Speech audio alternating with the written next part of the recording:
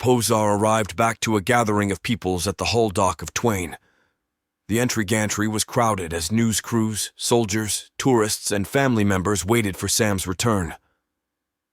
Olivia stood in the center of it all with a clear path from the hatch doors, holding little baby Langdon in her arms. Sam stepped out of the hatch and entered the large welcoming room. Numerous shouts, hollers, and assorted sounds were let loose.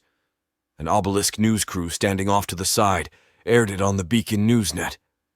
Sam ignored it all, focusing on Olivia. He walked over, 3 Craddock troops behind him, and hugged his love. He kissed her, and then kissed his son's forehead. Olivia passed the child into his arms. "I'm glad you're home, Sam. I was so worried. Are you okay?" Sam nodded. "Got a little roughed up, but I'll be fine. No more going out alone. You're too important. The Senate didn't know what to do. They just evolved into arguing. If it weren't for Asterian, fights would have broke out. It was all over the news." Sam looked at his son, and then leaned back over and kissed her lips. He lingered for a moment and then pulled back. "I'm here. Everything is okay. I hear you, and I'm going to make a few changes. Okay?" She nodded. "The universe is going to hell everywhere. I'm not going to lose you to it." He smiled and started walking down to the waiting ferry transport. The 3 humans entered into the craft, and it slipped into the tube network, taking them toward the central portion of the station.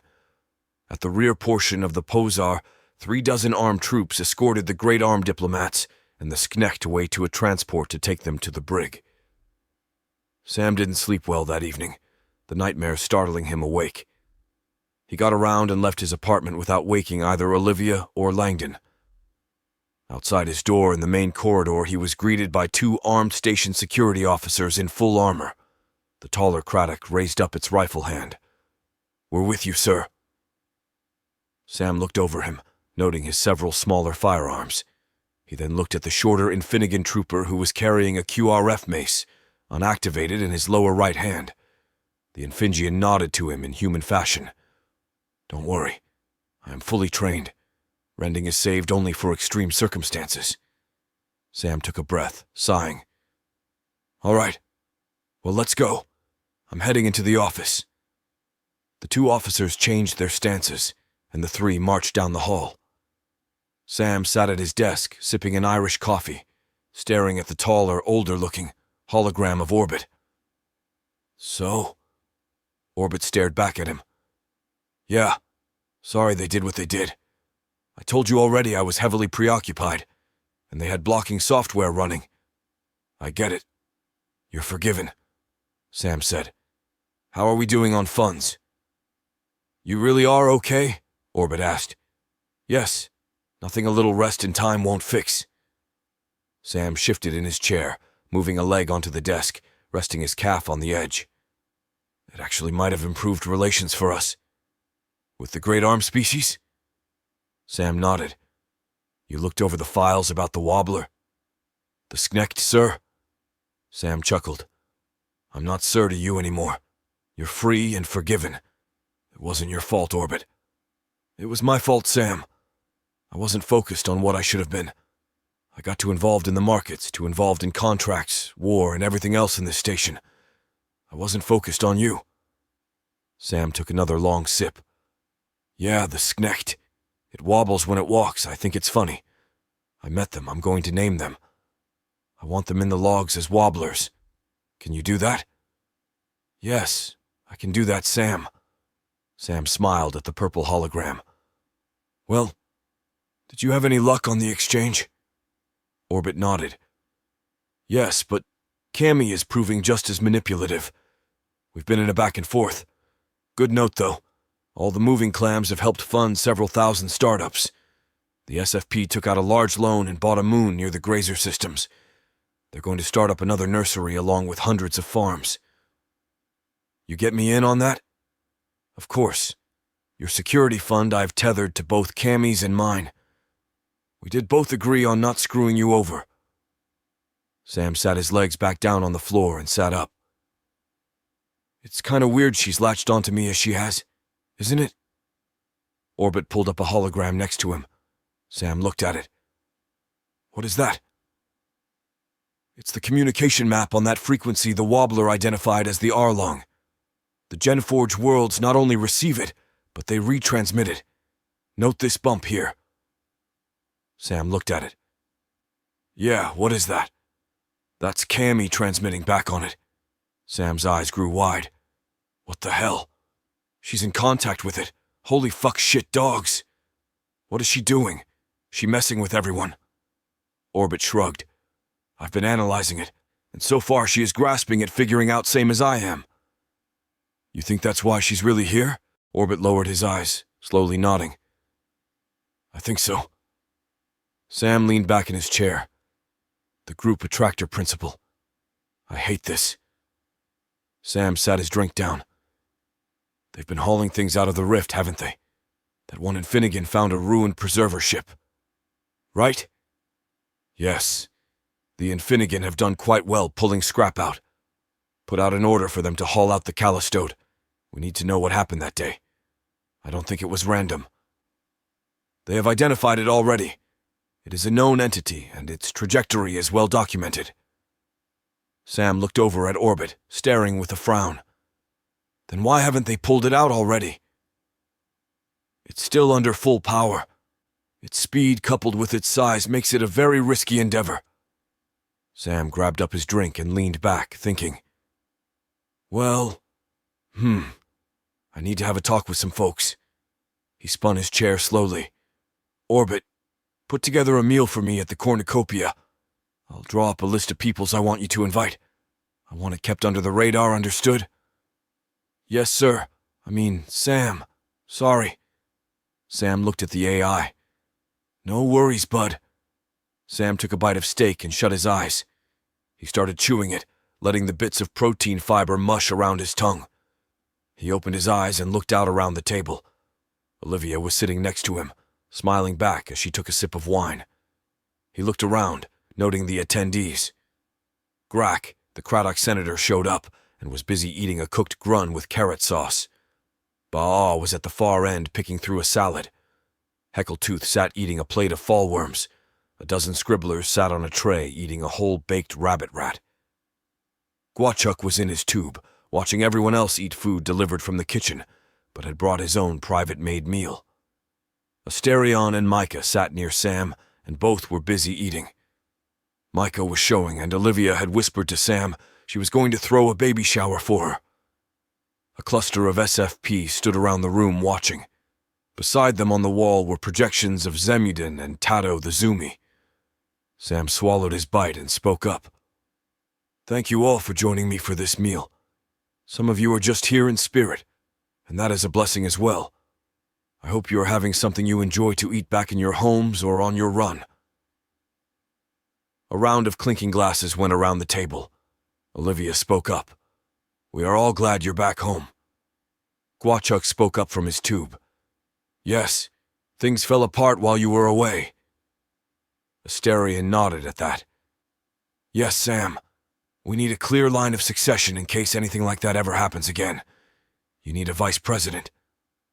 Sam shook his head. Yes and no. I agree, Asterion. We need to get chain of command in order.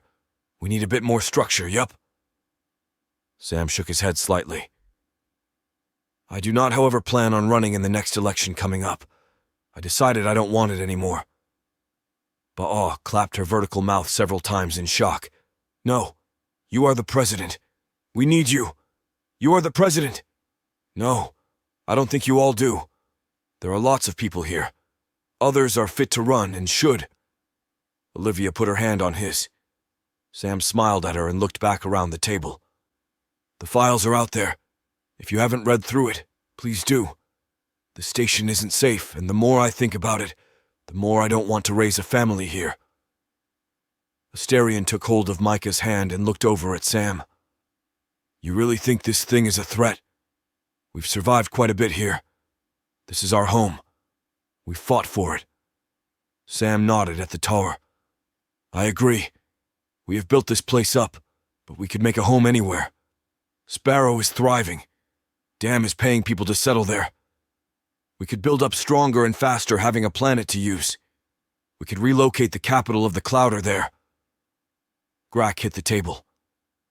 This is a fundamental trade port. It is the center. The entire rim focuses here. If we disband this station, others will rebuild it. This location is important. Guachuk tapped a button, signaling agreement. The Craddock is right. The consortium members are quite fond of this location. Sam looked down for a moment, and then lifted his eyes up and stared at everyone. That thing. The Arlang is real. It is focused here, and I don't think it has good intentions. It has already caused massive insanity here once among the Stygians. I don't want that happening to all of us. The tray of scribblers stood at attention as their tray eldest took the tiny podium. We have looked over the files. The intensity of communications is greater now than it ever was during the Stygian occupation of this facility. We have yet to become murderous. Also, other precautions could be taken. Sam looked at the scribblers for a moment. Precautions? Yes, the elder continued. The hull is already showing signs in some locations of buffering out the signal this Arlang is transmitting on. The areas of ice storage and the 2 sites where the Star Angels are nesting are showing a dampening effect. We might be able to hone that effect. Maybe shield the entire station. Heckletooth raised her upper right hand, swallowing a bite of worms. Yeah, that is doable. That frequency we already had to deal with to get the beacons to work. We thought it was just background noise. I can set some teams to the task, work with the box spiders on shielding the station. Sam looked at Olivia. What do you think? She thought about Langdon in their apartment with the grazer sitter. I think this place is our home. We shouldn't give it up without a fight. Grack hit the table, chuckling. Yes, we will teach this thing who we are. Sam looked around the table. Well, if we're going to do this, then we need to do this right. I plan on forgiving the Great Armors. I do want to transition out of the political sphere, be a little freer, but I want all of you and the people you represent to function together. We have a ton we need to do still. Olivia squeezed his arm and spoke up. We may have work to do, but that has always been the case. I say tonight we focus on celebrating, we relax, and enjoy the fruits of our labor. Heckletooth cleaned her teeth, popping a worm head from a stuck spot. Once it was free, she spoke up. I say we have a tournament in the arcade. I'll get drinks sent over and we spend a cycle in Sim. What do you all say? Sam smiled. I have a baby boy I need to hold more or I would. He grabbed Olivia's hand. Grax slammed a beer down. I will take you up on that little Infinnegan. Ba-aw shifted on her bench. I think I would like to partake. Should we open it up to the entire Senate? It could be a bonding exercise. Heckletooth pointed with all 4 hands at the grazer. Yes. Yes, I like that. We can fight and politic. Smart. SFP stepped toward the table with the entire cluster in the room. We would like to play. We do not play much, but we learn. Heckletooth leaned over and patted one of the starfish people's thighs. I'll teach you guys. The SFP near Sam spoke up at him. We will send our bugs to help with the sound sealing. We do not want to abandon Twain. Sam smiled up at the creature. All right. I like that. Zamudin spoke up from the hologram. Sam, I just talked with my wife. I agree we should not abandon this place. Whatever curse was here we feel is gone. It is purged, won't be back. We will help make sure of it. Sam smiled at the glowing image of the ocean grower. Thank you, Zemudins. I plan on talking in detail with you on engineering some hull reinforcements and habitats. We will talk? Agreed, Sam. I will assist gladly. Sam looked over at Tato. You've been quiet. What do you think? Tato maneuvered all 4 eyes to look at Sam, and then 2 over at Heckletooth. I think it would be fun if we could join in on the tournament. Are there any active moving games? Heckletooth bobbed her ears. We have a couple VR rigs we can modify for you. Let you keep moving. Sam grabbed his beer and raised it to his lips. Olivia looked at him smiling. The table went back to eating. teeth clacking, mouths crunching bits of flesh and shell, and the cook line kept bringing out plates. Afterwards, Sam and Olivia retired back to their home while the first-ever Senate gaming session commenced. The power grid in Section 88, an Infinnegan-built habitat on the southern portion of the Twain, went down. The atmosphere recyclers were running on backup battery, the lights were down, the crystal accumulators were starting to decay, and Sam was in the neighborhood. He was performing his daily physical training, running with Tato, but now with armed security, when the lights flickered. The armed zoomies pivoted around, bouncing off the walls with their back-mounted turrets looking for targets. Orbit, what's the situation? Active monitoring, pulling up logs. Sam looked around as the AI ran the info. Coupler relay overloaded. Only affected is a nearby habitat. Infinnegan family, Sam. I'm getting a shipment of breathers expedited to them. It may get serious in a few minutes. Sam watched Tato, who was moving in circles. Can you get some of your people to ferry some of those breathers this way? Tato flipped through his comm channels, looking. I've got a few members near the shipyards. They can load up. I don't know how many they can haul, though. Orbit, Sam said. How many are we talking about? There's several hundred individuals in the housing complex, Sam. Doors are locked down. I'm only able to read biosigns through non-active sensors. This is bad. Sam looked at the zoomies around him. Orbit, this coupler. Is it fixable? Any way to bypass it? It's Infinnegan made. I'm looking through their schematics. Orbit appeared holographically, pacing in the hallway. Damn it. It's a bunch of cobbled-together messes. They took shit notes. Sam, they don't have any notes on it. I barely have info on the circuit. It's engineered poorly, I can tell that. Lead me there, Orbit. All right. Continue down the hall.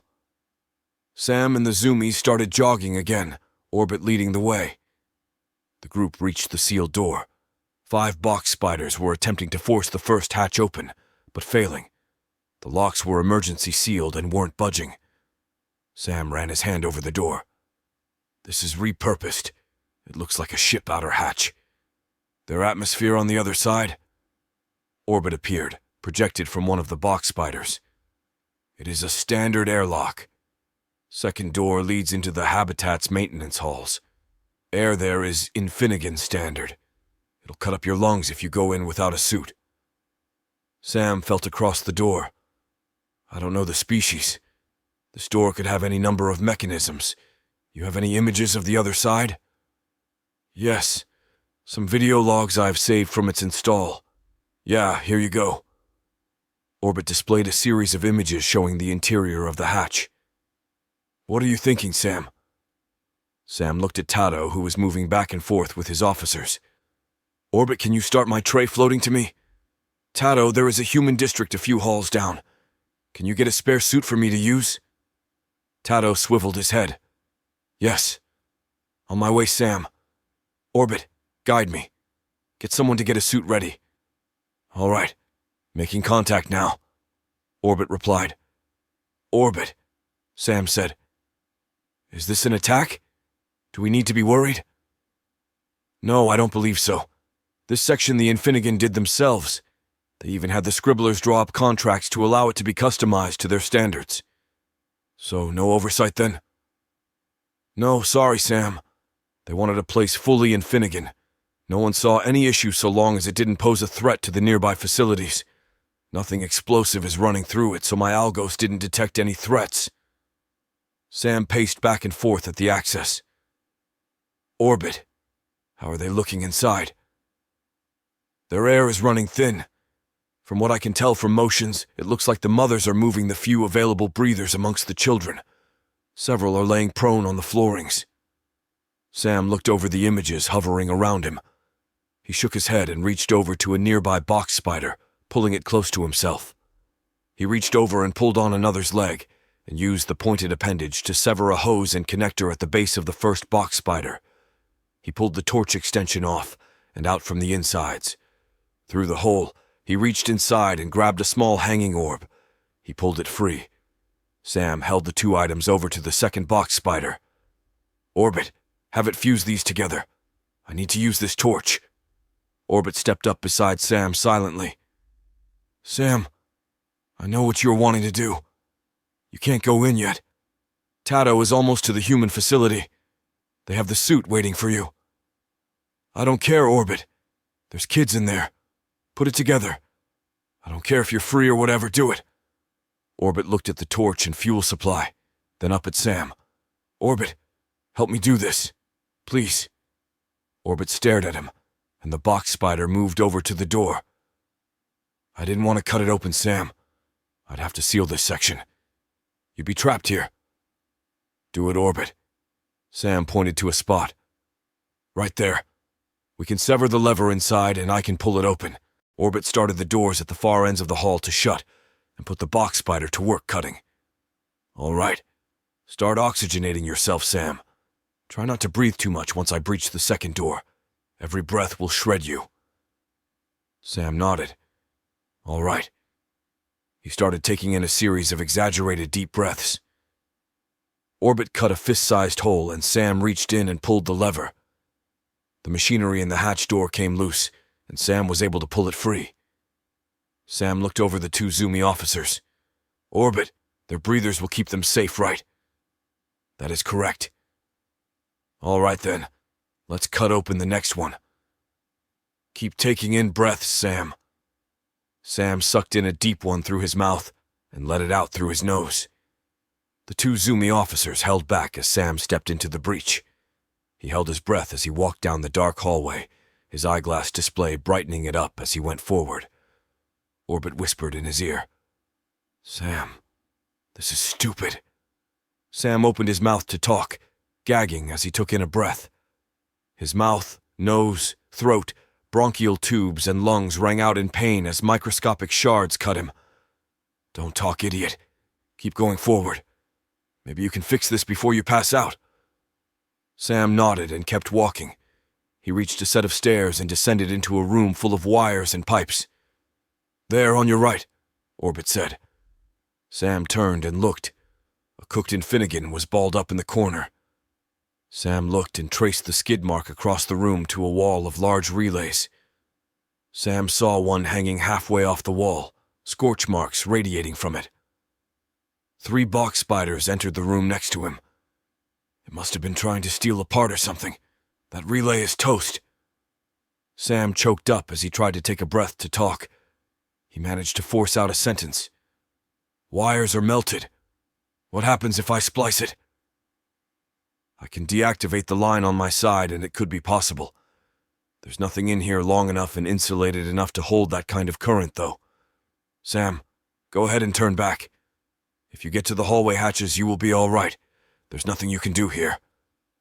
Sam looked down at the box spider next to his right foot. He lifted the robot up and held it near the damaged section, measuring it against the gap.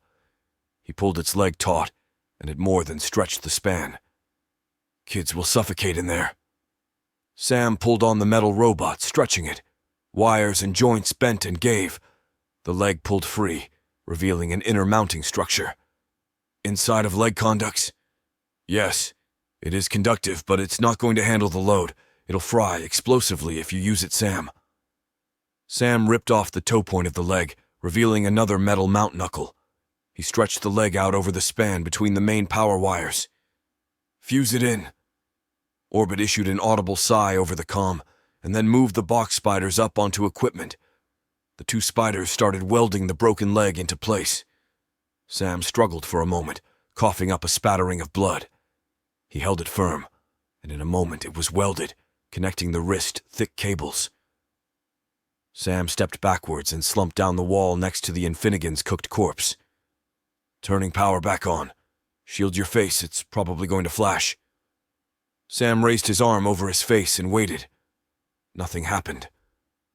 After a moment he peeked over his arm. He could hear a hum as the devices in the room were powered. Sam, it turns out enough equipment in the habitat fried that there isn't a massive enough amp draw. Your patch is holding and air is being cleansed. I have some sensors up and active.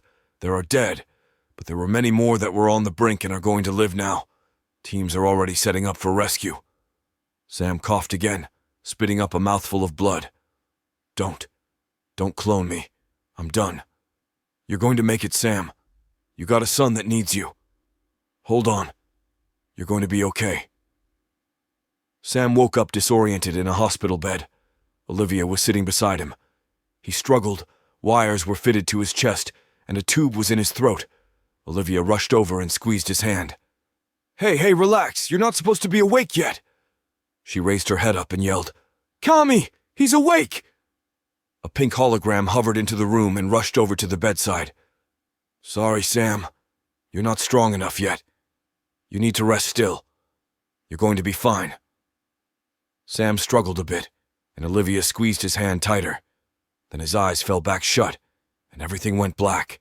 Sam stirred, hearing a voice. Hey, Sam, can you hear me? It was Olivia. She was still squeezing his hand. He struggled and opened his eyes. His hands were free but weak. He struggled and moved one up to his face. The tubes were gone, and the wires too. He hurt. He then noticed he wasn't breathing. He looked over at Olivia. I'm not breathing, he said, but his voice came out different. I can talk. I have air. What happened? Olivia leaned over him, smiling, her face in his. You're okay. You're going to be fine. Relax. Sam calmed a bit as she kissed his forehead. I'm okay. I'm going to be fine. Exactly, she said. I was in the Infinigan air. It hurt me, I remember. She laughed lightly. You dumbass. You almost died in there. Those zoomies were scared out of their minds, running around in that hall confused with what you were doing. Orbit sent them in right after your fix, and they pulled you out to the hatch. There was a trail of blood that poured out of your lungs the whole length of that hall. It was on the news. I saw that shit on the news, you ass. She hit him. Sam groaned. I'm sorry. I had to fix it. Orbit showed me the whole thing. You were suicidal, Sam. I get it, though. You wanted to help people, but you had no self-preservation. She hit him again. We got a baby, you idiot.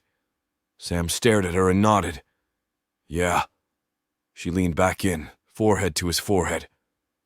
Don't ever do something like that again. You have a family now. He cried a bit. I'm sorry. It's just tough sometimes. I was selfish. I'm sorry. She kissed him and they cried for a minute. Sam reached up and hugged her. So, why can't I feel my breathing? I had to make a choice. They had quite a few. The air could have grown you a new set of lungs, but there were risks, potential rejections, lots of drugs. Kami offered one of her devices. The numbers were good. She'd put these in thousands of charges. Sam stared at her. What is in me? Fuck. What the fuck is in me? She sat up and pulled the blanket back. Sam looked down and could see several tiny holes around his collarbone. She touched one with her finger, causing a whistle as the air rushed in around her fingertip. You've got a biomotor in you now. She said your own body chemistry keeps it powered up, and it filters itself. It's kind of better. Well, if you go by the numbers. She had this whole thing about blood oxygenation and assisting kidneys in cleaning toxins. A whole bunch. Sam stared at the holes. I've got breathing holes. He paused. I'm a goddamn bug. She squeezed his hand. You're alive, and you're my bug. He looked up at her. How long till I'm out of here? She shrugged.